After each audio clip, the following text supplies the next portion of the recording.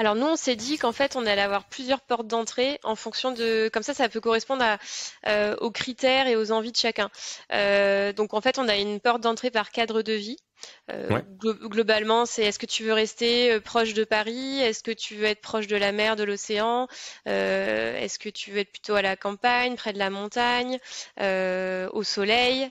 Près des Mm. frontières européennes, donc ça c'est plutôt, on va dire, géographique. Après, on a un critère plutôt démographique, donc en termes de taille de ville. Est-ce que tu veux vivre dans plutôt une petite ville, moins de 10 000 habitants, une ville à taille humaine, moins de 100 000 habitants, ou une grande métropole?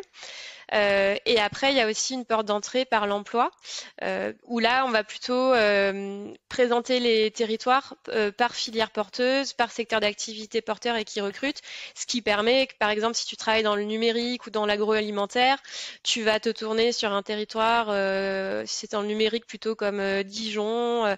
Si tu es dans l'environnement, tu vas plutôt aller côté Nouvelle-Aquitaine, Mhm. l'agroalimentaire dans le département du Gers, etc. Donc voilà, ça permet en tout cas en fonction de ce qui va être important pour toi, de pouvoir découvrir les territoires qui correspondent. Ça, c'est vraiment sur la partie média et sur la partie plateforme. Tu vas remplir ces critères-là et du coup, ça va te faire ressortir uniquement les territoires qui correspondent à ce que tu recherches.